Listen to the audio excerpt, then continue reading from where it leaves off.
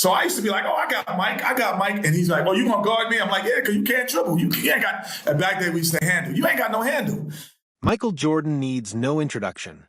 Even if you've never watched a basketball game in your life, you know his name. When discussing the greatest players in NBA history, Jordan is always at the center of the conversation. He's widely regarded as the GOAT, greatest of all time, and his impact extends far beyond the game itself, shaping popular culture and inspiring generations of fans. Whether you witnessed his dominance with the Chicago Bulls firsthand or have only seen highlights, his legendary moments are etched in basketball history. But what do other NBA legends think of him? What do the greats who played with, against, or after him have to say about his impact on the game? Let's dive into their stories and hear firsthand how Michael Jordan earned his status as the greatest of the great. At the time Michael Jordan entered the NBA as a rookie, Larry Bird was arguably the best player in the league. Their paths collided in the 1986 playoffs, where Jordan's Chicago Bulls faced Bird's Boston Celtics. An incredible playoff performance. I've never seen it before, and I had never seen it after. That Celtics team, widely regarded as one of the greatest of all time, was stacked with elite talent. Meanwhile, Jordan was essentially a one-man army for the Bulls. Bird later recalled the challenge of trying to guard Jordan, or at least attempting to. He admitted that the entire Celtics team, including every starter, took turns trying to contain him. It's important to note that every starter on that Celtics roster was an excellent defender, yet they had no answer for Jordan. He erupted for 63 points, setting an NBA playoff record. Despite Jordan's historic performance, the Bulls lost the game. The lack of a supporting cast around him proved to be too much to overcome. However, that night was Jordan's coming-out party, a moment that cemented him as the NBA's next superstar.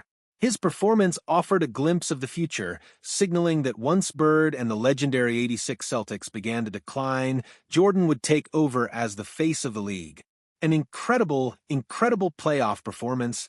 I've never seen it before, and I had never seen it after. That wasn't Michael Jordan out there. I was God disguised as Michael Jordan. This line has become legendary. People started calling Michael Jordan his airness after this moment, and it's even more significant considering who said it. Larry Bird. A three-time MVP, Bird dominated the NBA in a way few had before or since.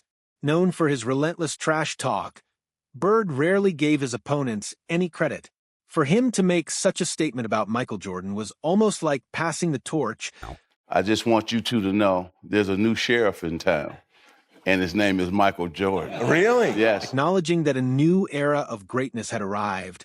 It's almost impossible to talk about Larry Bird without mentioning Magic Johnson.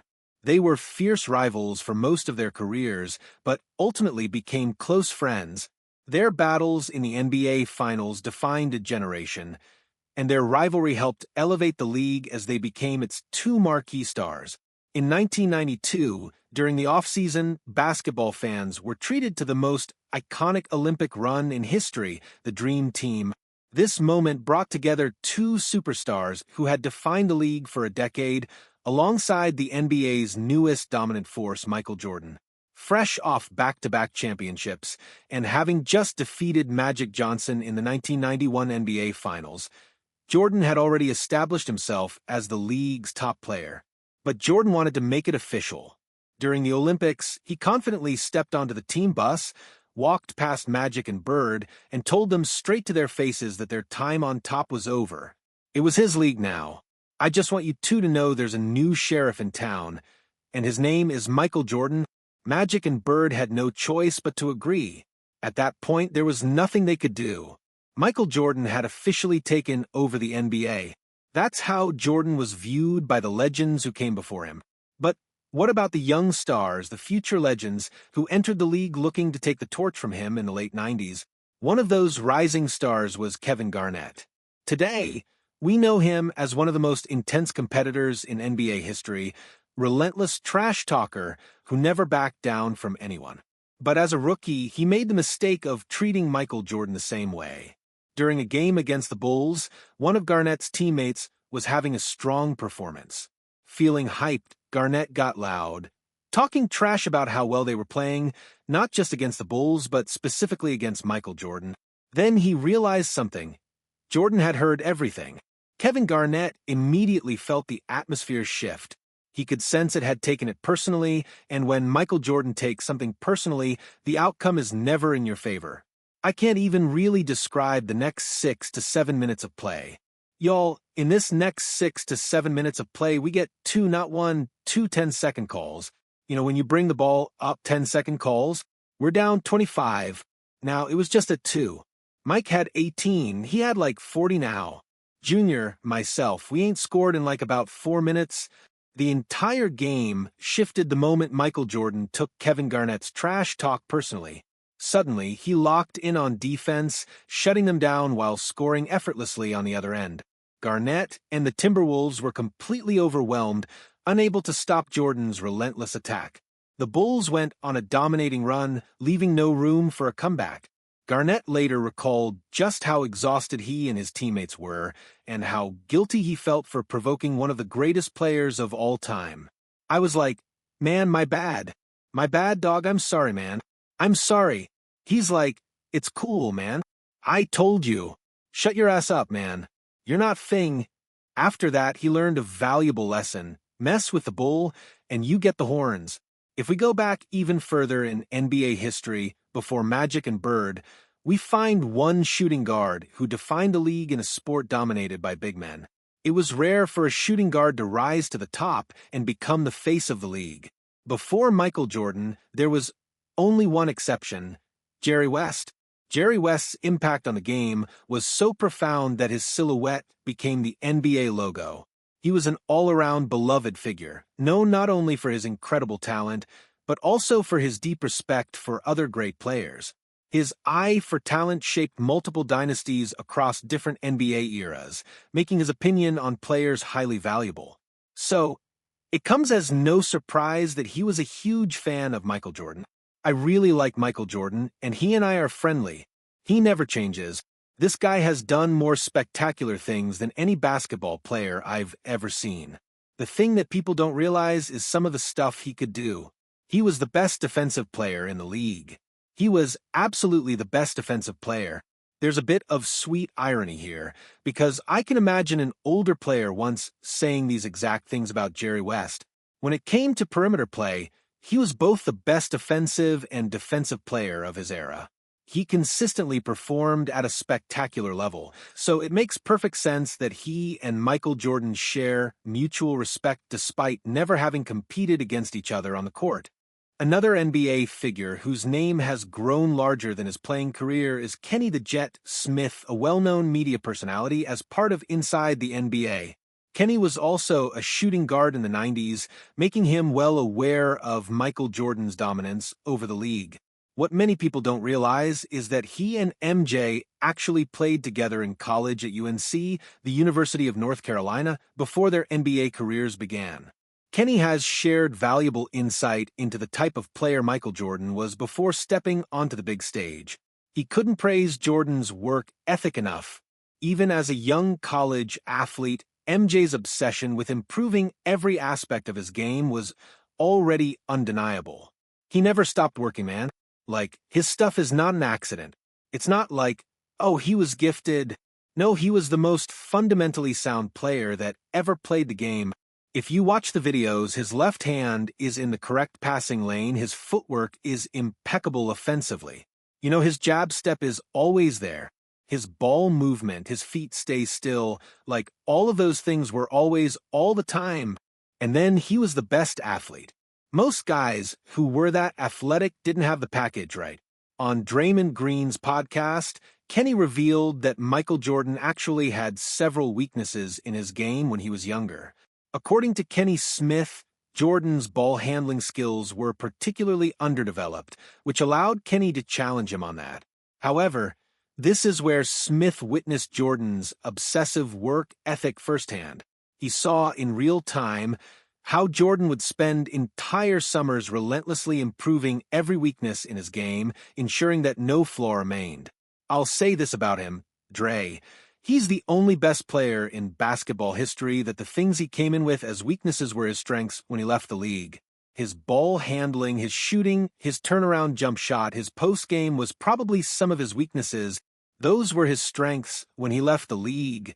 It's almost impossible to picture Michael Jordan without his signature footwork in the post, deadly turnaround jump shot, or elite ball handling skills. But the reality is there was a time when he lacked these abilities. What separates Jordan from any other athlete before him is his relentless drive to eliminate every weakness. By the time he reached his prime, there were no flaws in his game for opponents to exploit. Michael Jordan became the ultimate idol for countless players, with his influence reaching every generation of basketball talent. Even accomplished NBA stars have expressed deep admiration for him. Wade, Kobe Bryant, for instance, once described being in Jordan's presence as a surreal experience, a moment of pure basketball inspiration. It was like my basketball lifespan had ended, and I ended up in basketball heaven. It's a metaphor for life, right? And to just be there, to be able to experience something that Hall of Fame players experience, getting your jersey retired is great. For me, as a kid, I didn't have my family there. I didn't really want my family there. That was individually my moment as a young kid, growing up wanting to be one of the greatest ever to play the game. Yeah, and I got a chance to put on a jacket and be next to my favorite player as one of the greatest to ever play. Kobe Bryant entered the NBA in 1996 as a highly touted high school prospect, eager to make his mark. At the time, Michael Jordan was at the peak of his dominance, winning championships and MVPs, with Jordan setting the standard for excellence. Kobe was determined to challenge himself against the best and establish his place in the league. I used to work out with the 76ers. I used to ask him, "What's it like to guard Mike?" "Mike? You mean Black Jesus?" "Black who?" "Oh, we call him Black Jesus, or you can call him Black Cat." The level of fear that he inspired in others was insane. And I would tell him, I said, when I face him, "We're going to go at it." "Oh, you don't want to do that." I'm like, "What? Man, you don't know me, man." This quote reveals two key things about these players. First, Kobe Bryant was absolutely fearless. As a teenager in the league, he displayed more confidence than many seasoned veterans. His unwavering belief in himself set him apart early in his career. Second, Michael Jordan was the ultimate dominant force of the 1990s. His presence alone was so intimidating that even mentioning his name in certain conversations carried weight. That's how much he ruled the league. However, some argue that Jordan didn't dominate the league alone. The Chicago Bulls as a team were a powerhouse, a perspective Scottie Pippen strongly agrees with. It's somewhat surprising to hear this take from Pippen, considering he was Jordan's most iconic teammate. If Jordan had a right-hand man during his run, it was Scottie Pippen. But in an interview with TMZ, Pippen didn't hold back, openly criticizing Jordan's style of play and calling him a flawed player. "I don't believe that there's a great player because our game is a team game and one player can't do it. Like, I seen Michael Jordan play before I came to play with the Bulls. You guys seen him play. He was a horrible player. He was horrible to play with. He was all one-on-one. He's shooting bad shots. And all of a sudden, we become a team and we start winning, and everybody forgot who he was."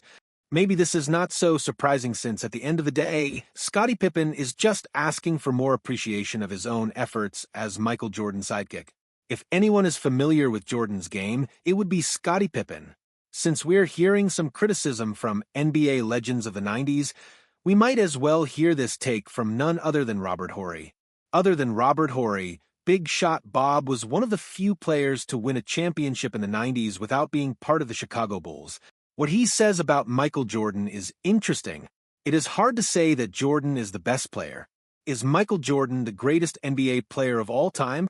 It's a question that has sparked endless debates among fans, analysts, and even players. But what do the legends who actually faced him on the court have to say? From Larry Bird and Magic Johnson to Kobe Bryant and Kevin Garnett, NBA greats have shared their thoughts on what made Jordan special. Their insights provide a deeper understanding of why he is so revered in basketball history.